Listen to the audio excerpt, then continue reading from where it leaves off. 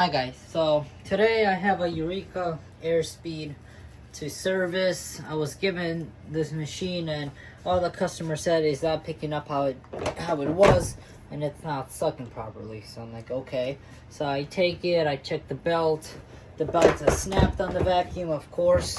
So we're gonna be doing a strip down on this vacuum. So we're gonna start by taking the bin off, and we're gonna vacuum out the bin. We're gonna vacuum this vacuum out, and we're going to also strip it onto the motor, wash everything on it, reassemble in the next video. So we're gonna start by just vacuuming off the vacuum with the dusting brush to get all the dust off so there's not as much to wash.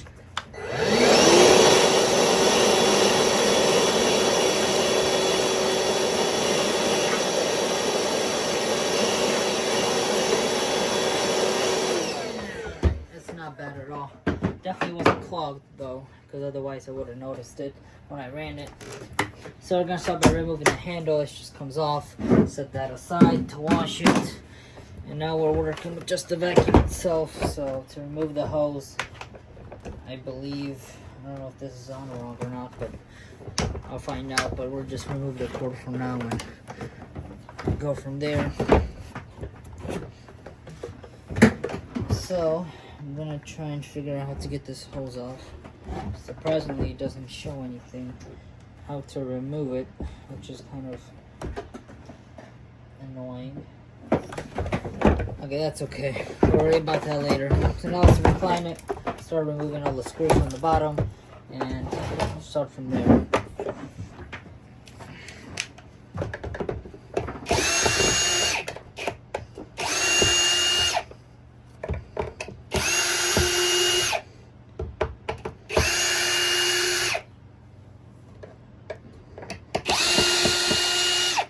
There's only 5 screws. 1, 2, 3, 4, 5, 6. Actually, there's 6 screws.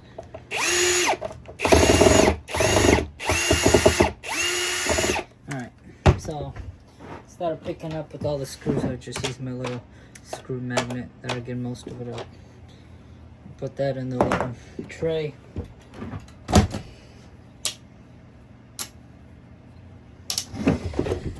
Okay, so I got that all taken care of. So let's pull the base plate off this thing.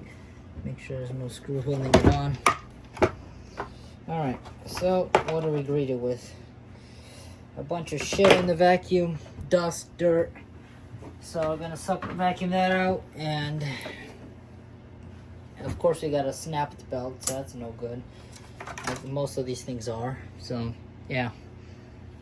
Alright, let's get to vacuuming.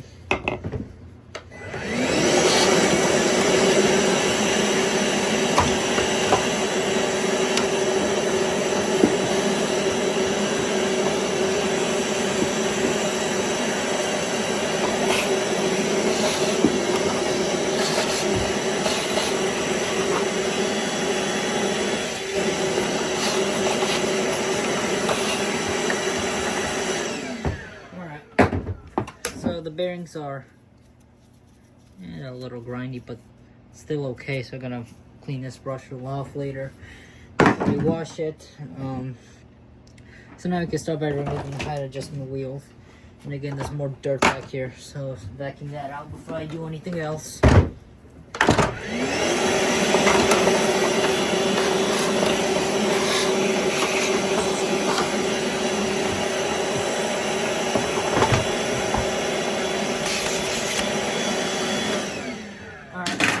It's done. Now I'm gonna remove the actual height adjustment knob. This is a little bit of a different design from what I see on the other bristles, since this one has a little clip apparently that holds the actual knob in. So I don't know if you classify that as a good feature, but I believe that comes up with it. Okay, I don't know what this, yeah, this holds it, so. Alright. Now we could start by, oh, the spindle's rusty. Alright, so we'll start by removing the 2 screws up top here on the hose.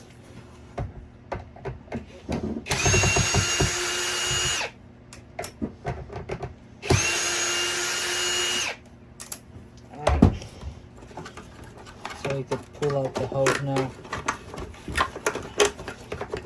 Very cheap feeling hose. Trying to figure out the best way to pull this out.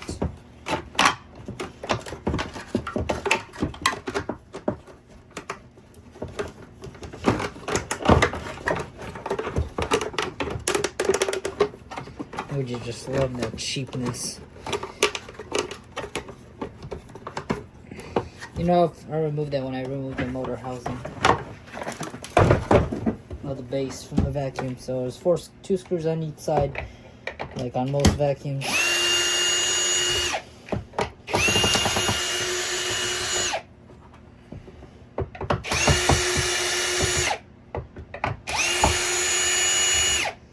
Alright.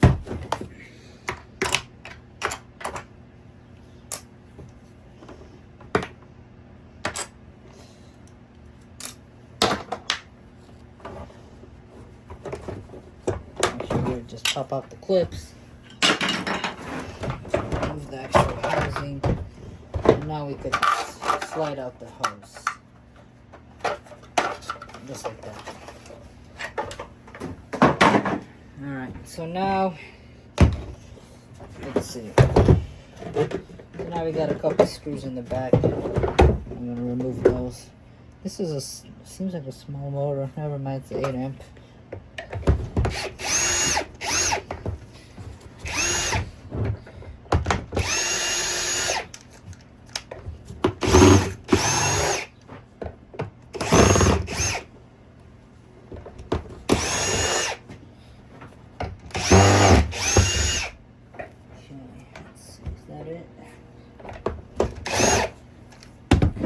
I believe so.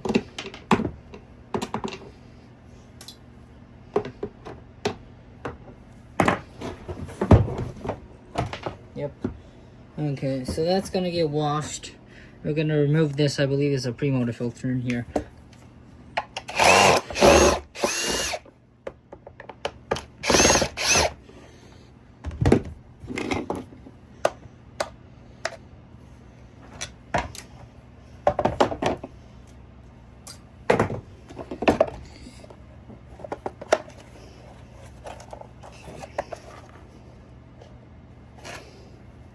That's a third screw here, right there.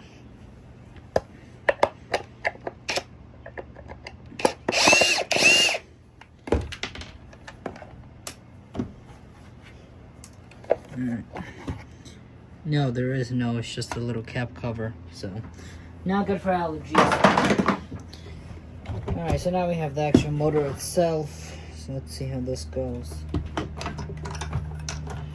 Oh, the motor clip. So this is a different kind of style. I see that this motor just has these little wires that you pull off. There's no physical unwiring to do like an OREC, which I prefer this method of wires. So now I'm gonna pause the camera. I'm gonna take pictures of everything so I don't mess up the wirings, where it goes, which one goes on which side. So okay, so now that we got some pictures taken of where everything is supposed to be when we're going to be wiring this thing back in, so now we're just going to pull the wires off and blow out the motor, finish ripping the housing apart, and go from there. Let me get some pliers for use.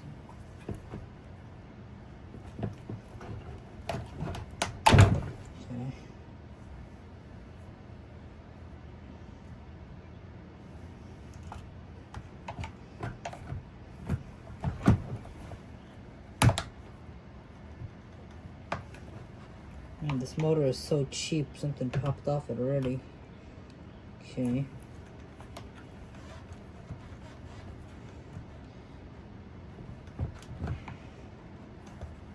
I don't want to break something because something's already loose in here. Piece of plastic, from what it seems like. Come out. Alright.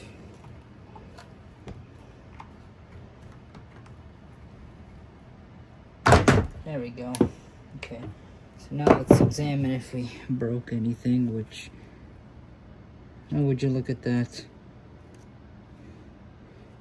Well, think we busted something in this motor. Maybe the wire clip. I don't know, but I want you to look at this easier in a bit. So, oh well, I'm gonna try and fix that though. So now we have the cord, and the cord just slides out of here, just like that. And then get the switch undone. There's a little screw in here.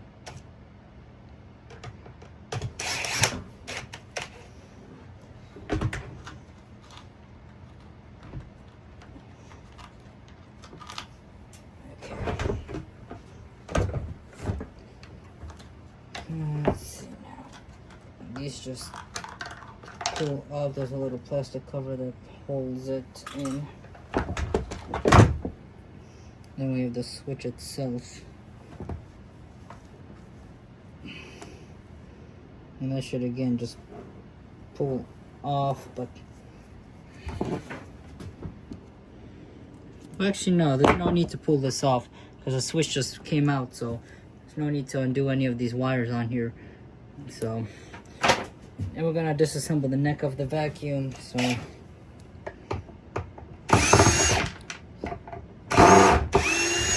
all right. Well, my light just fell, but okay.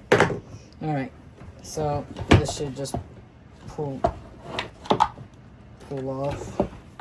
Unless I'm missing something, which I'm not.